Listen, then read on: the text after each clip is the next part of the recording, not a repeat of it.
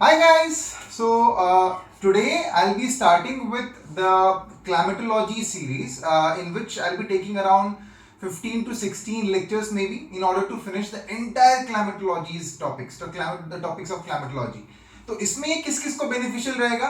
तो ये जो सीरीज कंडक्ट कर रहे हैं हम लोग, इसमें it will be beneficial for geography optional students specifically, and but along with that even GS student also get benefited. देखो होता क्या है ना, यूपीएससी कुछ चीजें बहुत ही डेप्थ में पूछ लेती है.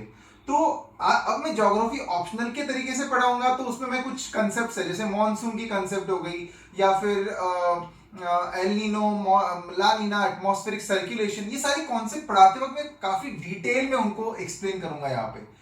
तो अगर आप डिटेल में समझ जाओगे उसको, if your concepts are clear, then you will not face any issue while explaining the phenomena which are occurring on our earth surface, isn't it?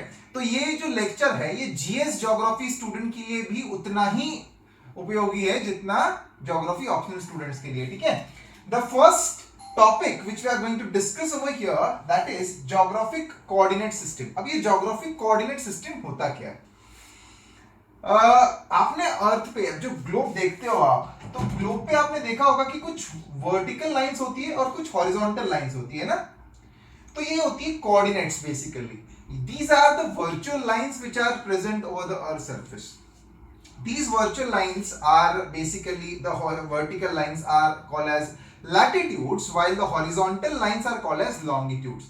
तो virtual lines मतलब ये होती तो है नहीं actually surface पे, but these lines are represented in order to find out the time, in order to find out the date, in order to find out the locations over the earth surface. तो latitude longitude के बारे में detailed discussion तो हम लोग बाद में करेंगे. The second aspect of geographic coordinate system, that is the overall shape of the earth and the motions which are associated with respect to the earth surface. तो आज जो discussion होगा ना, इस lecture में जो हमारा main discussion जो होगा, that discussion will be on the overall shape of the earth and the motions which are associated with the earth surface. ठीक है. Now अब 1828 में पहले क्या था ना, अर्थ का एक्चुअल शेप क्या है, ये ज्योग्राफर्स को बहुत ज्यादा इसके बारे में नॉलेज नहीं था, पता नहीं था कि एग्जैक्टली शेप क्या है अर्थ का. So nobody could decide exactly that particular shape. But in 1828 it was professor CF Gauss, Karl Frederick Gauss was the one who with the help of his mathematical models, basically mathematical models मतलब क्या, वो अलग अलग जगहों पे गए अर्थ पे और उन्होंने अर्थ की ग्रेविटी मेजर करी. अब देखो, आप अर्थ के सेंटर के जितने करीब जाओगे तो ग्रेविटेशनल फोर्स बढ़ेगा, अर्थ के सरफेस से जितना दूर जाओगे वहां पे ग्रेविटेशनल फोर्स घटेगा. तो अर्थ चूंकि परफेक्ट स्फीयर नहीं है, एक बिल्कुल सर्कुलर तो अर्थ है नहीं. That is the reason because of which there were certain part of the earth surface where the gravitational force was more, and there were certain parts where the gravitational force was less. That is the reason because of which, on the basis of the gravitational forces which are present on the different parts of the earth surface, it was Professor C.F. Gauss who for the first time formulated or made the actual shape of the earth. And according to him, the shape of the earth is geoid. So earth is geoid in nature. Geoid मतलब क्या, जिसका कोई fix shape होता नहीं है. तो आप देखो अर्थ के ऊपर माउंट एवरेस्ट जैसा इतना बड़ा पर्वत है, और along with that we also have a deep trench called as Mariana Trench as well. तो अगर आप अर्थ को ऐसे देखोगे ना, तो अर्थ ऐसी परफेक्ट स्फीयर नहीं होगी, ऐसे सर्कुलर नहीं होगी जो आपको इसमें दिख रही है, ऐसी नहीं होती अर्थ. Rather you will find there are various valleys and the mountains and all. तो अर्थ जो होगी ना, ये ऐसी ऐसी बहुत ऐसे ऐसे उबड़ खाबड़ सरफेस होगी. तो ये उबड़ खाबड़ सरफेस जो होता है ना, इसको बोलते हैं जियोइड शेप. तो earth as in geoid, geoid का मतलब होता है earth like. So earth is earth like. तो इसमें से क्या करते हैं, एक एवरेज लाइन ड्रॉ करते हैं, एवरेज लाइन. और वो एवरेज लाइन जो होती है ना, वो एक मोटा मोटा एक स्फेरिकल शेप बना देती है अर्थ का. And that is the reason because of which that spherical shape is considered. अब ये करते क्यों ऐसा? Because then it becomes easy for us to calculate the locations, to calculate the time and the dates and all. So these things become easy when we consider that the earth is spherical in nature. वैसे देखा जाए तो अर्थ spherical तो है ही नहीं, और earth है geoid. But as geoid can not be used as a base for coordinate system, latitude longitude define करने के लिए जियोइड शेप अगर कंसिडर करें हम लोग तो नहीं, उससे नहीं कर पाएंगे. That is the reason because of which ellipsoidal shape of the earth was considered. अब ये एलिप्सॉइडल शेप है क्या, तो अर्थ का जो शेप है ना वो ऐसा कंसिडर किया गया. Ellipsoidal as in the one which is flattened at the poles and bulged out the equator. Poles की तरफ फ्लैट चपटा हुआ और इक्वेटर की तरफ बाहर निकला हुआ. So bulged out shape at the equator while the flattened shape at the polar region. So इस शेप को बोलते हैं the shape which is there which is flattened at the poles and bulged out of the equator, that is called as the geoid, that is called as ellipsoidal shape of the earth. So this ellipsoidal shape is considered for all further scientific calculations with respect to coordinate system of the earth surface. ठीक है, तो आज हम लोग जो scientific theories में है ना एलिप्सॉइडल शेप को कंसिडर करते हैं अर्थ का, जिसमें अर्थ जो है ये फ्लैटेंड है पोल की तरफ और इक्वेटर की तरफ वो बल्ज्ड आउट है. ठीक है, अब जो अर्थ की मूवमेंट की बात कर रहे हैं ना, that is the major discussion which we will be having over here. So earth की मूवमेंट जो होती है वो दो टाइप की होती है. One is rotation, other is revolution. So what is rotation guys? Rotation as in the earth rotates around herself. जो अर्थ खुद के इर्द गिर्द जो घूमती है ना गोल गोल, उसको बोलते हैं रोटेशन. और जो अर्थ सन के इर्द गिर्द घूमती है ना, the movement of the earth around the sun, that is called as the revolution of the earth surface.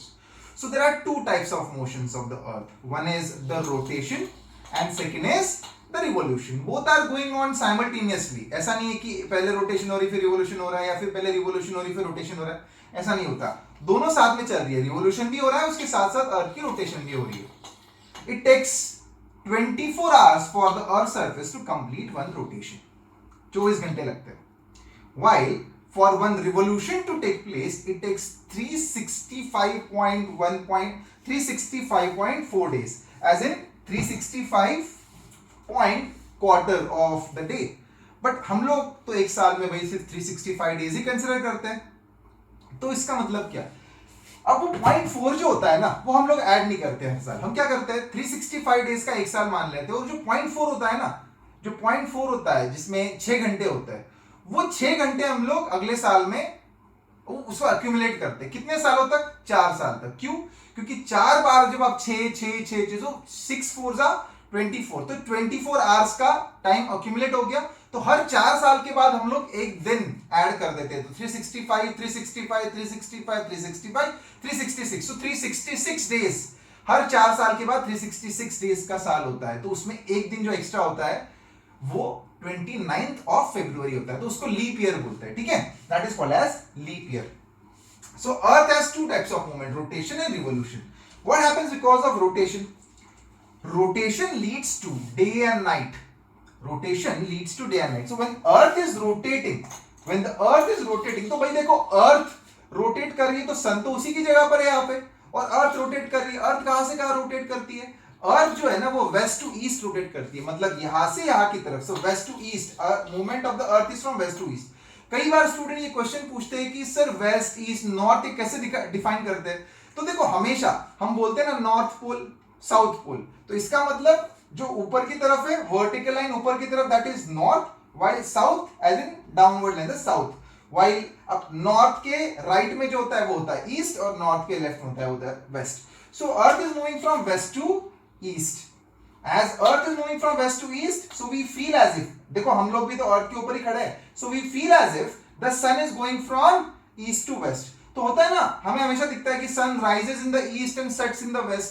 तो actually we rise in the west and we set in the east, क्योंकि sun तो उसी की जगह पर है, isn't it? तो it's like we are sitting in a train looking outside and we see lot of trees moving backward, but trees actual में पीछे की तरफ जा रहे हैं क्या? नहीं. Rather, trees are there in their own location only. It is the train which is moving in the forward direction. आगे की तरफ ट्रेन जा रही है तो हमें लगता है trees पीछे जा रहे हैं, है ना? So exactly in the same way, this earth is also like that train, and this train is moving from west to east. So sun being static, we feel as if when we look at the sun, we feel as if the sun is going from east to west. That is the reason because of which the sun rises in the east and the set in the west. But ऐसे तो sun की movement है ही नहीं. Actually movement किसकी है? Earth की. ठीक है? So rotation leads to day and night. Rotation of the earth leads to day and night. तो ये तो मुझे लगता है बहुत ज्यादा दिक्कत नहीं करेगा आपको कि डे एंड नाइट कैसे होता है knoll. So that is something which you should understand quite easily. Day and night होता है अर्थ वजह से। क्यों? क्योंकि भाई देखो अब है ना, ये सिंपल सी बात है कि if I consider this is the sun over here and this is let's say the earth. अब ये छोटा बड़ा क्यों निकाला वो छोड़ दो, आप सन को बड़ा निकाल लो, ठीक है, सन बड़ा हो गया। अब यहाँ पे सन है वाइल यहाँ पे अर्थ है, तो ऑब्वियसली अर्थ का आधा पार्ट ही इल्यूमिनेट होगा ना, क्योंकि that half part of the earth is facing the sun. That is the reason because of which in that half part we'll have the day, while in the remaining half part which is away from the sun we'll have what? We'll have night over there. वहां पे क्या होगा?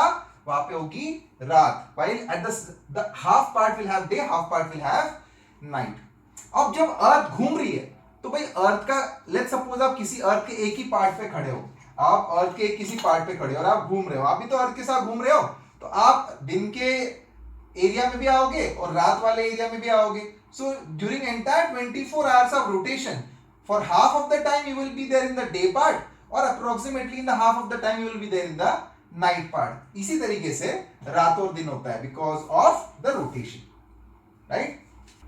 While what happens because of the revolutions? There are three things which takes place because of revolution: apparent motion of the sun, change in the length of day and night, and change in seasons. तो हम सबसे पहले समझते हैं what is apparent motion of the sun. अब ये बहुत बार है ना स्टूडेंट्स को ये चीज समझ में नहीं आती, ठीक है, तो ये ध्यान से सुनना, apparent motion of the sun क्या होता है। We all know that Earth is tilted around her axis. देखो यहाँ पर भी निकाला हुआ है अर्थ का एक्सिस जो है ये tilted है। अर्थ ऐसी एकदम सीधी नहीं है ना, अर्थ बिल्कुल ऐसे सीधी गोल गोल नहीं घूम रही है, rather Earth is tilted around her axis and then it is rotating like this. So here rotation is taking place but earth axis is tilted. How much it is tilted? It is tilted 66.5 degree with respect to orbital plane while 23.5 degree with respect to vertical plane. ये याद रखना। अब क्या होता है orbital plane, क्या होता है, अब जब भाई सन यहाँ पर है और अर्थ घूम रही है, तो जिस प्लेन में अर्थ घूम रही है ना सन के इर्द गिर्द, ये एक फ्लैट प्लेन कंसीडर करो और इस फ्लैट प्लेन में अर्थ घूम रही है, तो इसको बोलते हैं, ये प्लेन को बोलते हैं ऑर्बिटल प्लेन। तो ये ऑर्बिटल प्लेन तो देखो हॉरिजॉन्टल हो गया, फ्लैट हो गया।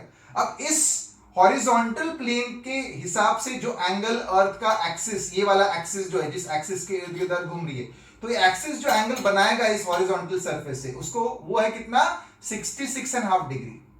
while the angle which earth will make with this vertical line, एक सीधी vertical line निकाल दो, तो इसके साथ जो ये एक्सिस एंगल बनाएगा that is how much 23.5 degree, isn't it? तो ये याद रखना, with respect to orbital plane the earth makes an angle of 66.5 degree while with respect to vertical plane earth makes an angle of 23.5 degree.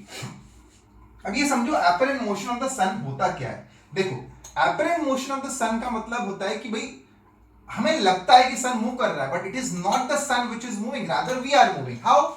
C guys, revolution हो रहा है right now. देखो अर्थ पे ना तीन इंपॉर्टेंट एक्सिस समझ लो। Central axis जो होता है ना that is called as equator. ये लैटिट्यूड वाला पार्ट है बट मैं आपको बाद में पढ़ाऊंगा ये, बट अभी लैटिट्यूड बस ये इंपॉर्टेंट लैटिट्यूड है, ये देख लो क्या होते हैं।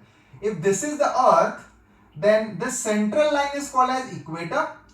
ऊपर की तरफ जो 23.5 डिग्री नॉर्थ में होती है that is called as tropic of cancer, और 23.5 डिग्री साउथ में होती है that is called as tropic of capricorn. अब मैं बताऊंगा आपको कि 23.5 degree 23.5 degree north and south ही क्यों, why not 24, why not 25, why not 21, 23.5 degree ही क्यों लिया वो देखते हैं। हमें पता है अर्थ कितना टिल्टेड है 23.5 degree with respect to vertical plane and 66.5 degree with respect to horizontal plane. अब होता क्या है ना, because of this axial tilt and as the sun is over here earth is moving, तो at this point of time you would see that the earth the sun's light is falling directly on the northern hemisphere.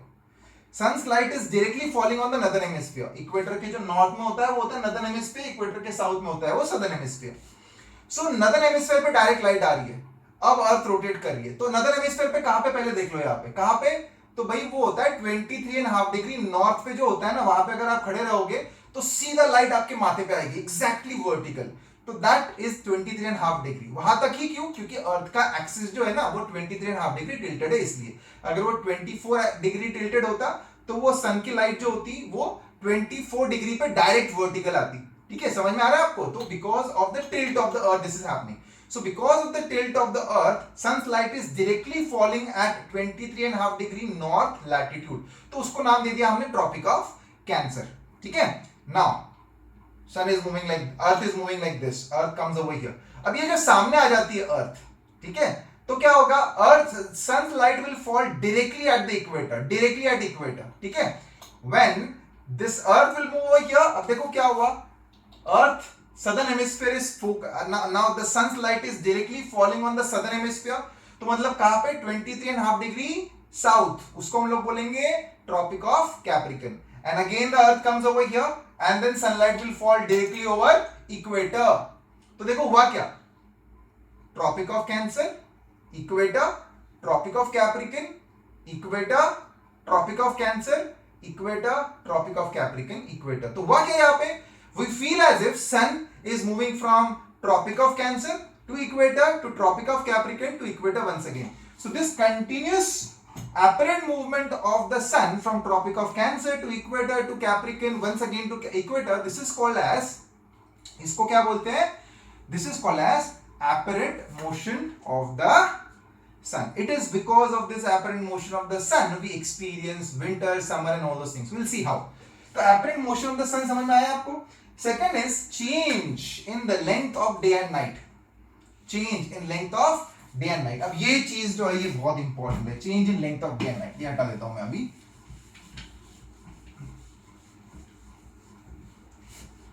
देखो how exactly change in length of day and night takes place guys. देखो अर्थ का axis जो है ना वो tilted है, ये मैंने बताया आपको, ये है अर्थ का axis which is tilted. This is equator. तो ये ऊपर वाला हो गया नॉर्दर्न हेमिस्फीयर, नीचे वाला हो गया सदर्न हेमिस्फीयर. अब अगर मैं यहां पे कंसीडर करूं कि हियर वी हैव द सन, यहां पे अगर सन है तो सन की लाइट तो आएगी और सन की लाइट सीधी यहां पे गिरेगी. तो होगा क्या, ये वाला जो पार्ट है ना, half of the part of the earth will be under light while half part will be under day, half part will be under night. तो इतना पार्ट जो शेडेड पार्ट है ना, इन्हें शेड कर दिया यहाँ पे. This part will be under night while this part will be under day. ठीक है, अब देखो अभी मैंने जिस तरीके से निकाला हुआ है यहाँ पे, तो सन की लाइट डायरेक्टली कहां पर आ रही होगी, it is on tropic of Cancer. मैंने बताया था अभी थोड़ी देर पहले, because of the apparent motion of the sun. Right now it is on tropic of Cancer, equator, Capricorn, equator. So right now sun's light is falling directly on tropic of Cancer. तो tropic of Cancer पे ज्यादा आ रही है, इसका मतलब northern hemisphere में light ज्यादा है, सदर्न हेमिस्फीयर में लाइट कम है. अब देखो क्या होगा इससे, अब आप समझो अगर मैं नॉर्दर्न हेमिस्फीयर के किसी भी एक पॉइंट पे खड़ा हूं और अर्थ अगर रोटेट कर रही है, तो I will be for maximum point of time I will be under day part और नाइट पार्ट. तो देख लो, समझ लो यहाँ पे इतने आधा, ये आधा पार्ट जो है ना, ये हो गया नॉर्दर्न हेमिस्फीयर. इस नॉर्दर्न हेमिस्फीयर में आप खुद ही देख लो, शेडेड पार्ट जो है ये है शेडेड पार्ट. शेडेड पार्ट छोटा है कि लाइट वाला पार्ट छोटा है? Shaded part is smaller while the day part is bigger. Day part is bigger. That means if I am there in the northern hemisphere, for the maximum point of time I will be there in the day part, while for the less time I will be there in the night part. तो आपने देखा होगा जब भी summer season होता है तो रात छोटी होती है, दिन बड़ा होता है ना? और जब विंटर सीजन होता है तब दिन छोटा होता है, रात बड़ी होती है. तो सदर्न हेमिस्फीयर में देखो इस वक्त क्या है, सन जो है ये मैक्सिमम नॉर्दर्न हेमिस्फीयर में, इसका मतलब सदर्न हेमिस्फीयर में जो है लाइट कम है, तो वहां पे विंटर सीजन होता है इस वक्त. ठीक है, तो उस वक्त देखो क्या होगा, यहाँ पे रात बड़ी है, यहाँ पे in southern hemisphere the nights are longer while the days are short. तो यहाँ पे क्या हुआ, दिन छोटा है, रात बड़ी है. But winter, and because winter season is going on, the light is, the insolation from the sun is less over here in the southern hemisphere, while in the northern hemisphere insolation from the sun is more. समझ में आया आपको? This is how change in the length of day and night takes place because of the sun, because of the apparent motion of the sun, revolution of the earth. And the third is the change in seasons. Now, how exactly change in season takes place because of the revolution of the earth? तो एक बात समझो यहाँ पे, ठीक है? अब मैंने क्या बताया आपको, ये अगर अर्थ है और इसका एक्सिस अगर टिल्टेड है, this is equator, this is cancer, Capricorn, और लेट्स सपोज सन यहां पर है. ठीक है, सन है यहां पर, ये सन की लाइट आ रही है. Sun's light will fall directly, ये देखो यहां पे directly on northern hemisphere while sun's light will fall obliquely. Sun की लाइट क्या पड़ रही है? ऑब्लिकली आ रही है towards southern hemisphere, isn't it? तो एक बात बताओ, ये लाइट और ये लाइट तो सेम है, बट आप देखोगे ये light same as in overall amount of insolation which is falling, that is same, but ये जो है कम डिस्टेंस ट्रैवल कर रही है, बट ये जो है ज्यादा डिस्टेंस ट्रैवल कर रही है। तो ज्यादा डिस्टेंस ट्रैवल करेगी तो क्या होगा? Scattering, reflection, refraction in the atmosphere will be मोर, तो एनर्जी ज्यादा खपत हो जाएगी, एनर्जी खर्च हो जाएगी, the energy will spend a lot over there. Because of this overall insulation which will be able to fall on the earth, जितना earth पे लाइट आएगी वो कम हो जाएगी, while the overall insulation falling on the earth will be more at this particular part. तो northern hemisphere वाला जो एरिया है ना, वहां पे लाइट ज्यादा कंसेंट्रेटेड रहेगी स्मॉल एरिया में, while in the southern hemisphere light will be distributed more. एक और एग्जांपल समझे, देख, ये let's suppose this is northern hemisphere, this is southern hemisphere, और let's suppose sun is right now directly overhead above northern hemisphere while it is not there near southern hemisphere. जो यहाँ पे देखो directly overhead above northern hemisphere और southern hemisphere से दूर है, तो हुआ क्या, लाइट जो है यहाँ पे आई और गिरी यहाँ पे इतने एरिया में, तो हम लोग कंसिडर करते हैं इस एरिया को नाम दे रहा हूं मैं ए, और यही लाइट जा रही है वापस, और जो सन है वो लाइट इधर भी दे रहा है सदर्न हेमिस्फीयर में, और सदर्न हेमिस्फीयर में जो है ना वो इतने एरिया के अंदर लाइट जा रही है। तो आप देखो ए बड़ा है कि B is bigger, but same amount of light is falling, same light is getting release from the sun, बट क्या हुआ, ज्यादा इंटेंसिटी वाली लाइट आई ए पर, क्यों? क्योंकि कम डिस्टेंस भी तो ट्रैवल करना पड़ा उसको, सो ज्यादा इंटेंसिटी वाली आई और कम एरिया के अंदर कंसेंट्रेट हो गई। Because of that the heating effect will be more eight A, while heating effect will be less at B. This is the reason because of which this area will have the summer season while this area will have the winter season. So this is what happens because of the revolution of the earth. तो तीन चीजें होती है revolution की वजह से, apparent motion of the sun, change in length of day and night and change in season. इसी को explain करने के लिए मैंने यहाँ पे एक डायग्राम बनाई हुई है, ये सारे फिनोमेना को समराइज करने के लिए। So this is the sun over here and this is the entire motion of revolution of the earth in all in the entire year. So at this point of time as you can see that कि भाई sun जो है ना वो directly overhead किस part पर है? Tropic of Capricorn पे, while the northern hemisphere is away from the sun right now. So because of that maximum light is falling on the southern hemisphere. तो इसको हम लोग बोलते हैं winter solstice. But भाई southern hemisphere में तो लाइट आ रही है ना, तो समर है वहां पे। तो देखो as most of the continents lie in the northern hemisphere, ज्यादा से ज्यादा जो जमीन है वो northern hemisphere में है, और most of the people of the world they also live in the northern hemisphere. That is the reason because of which as a convention we always consider the seasons of the northern hemisphere. जो northern hemisphere में season चल रहा है वही consider किया जाता है, क्यों? क्योंकि बहुत सारी मैक्सिमम जनता जो है वो northern hemisphere में रहती है। तो sun is over here. So this is called as winter solstice. Why? Because it is winter in the northern hemisphere, isn't it? So what is that date? 22nd December is the date from where in which the winter is strongest. That is the night will be the longest in the northern hemisphere, 22nd December. अब अर्थ जो है ये यहाँ पर आई, यहाँ पर, ठीक है ना। At this point of time the sun will be over the equator.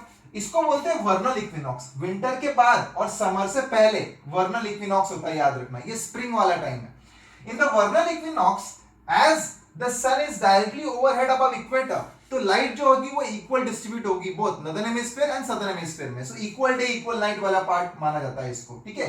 ये आता है 21 मार्च में। तो 21 March is the one in which we'll have equal day and equal night. अब ये जो अर्थ है ये यहाँ पे आ गई। At this point of time, you will see that the Tropic of Cancer, the sun's light is falling directly over Tropic of Cancer. That means northern hemisphere now will have the light.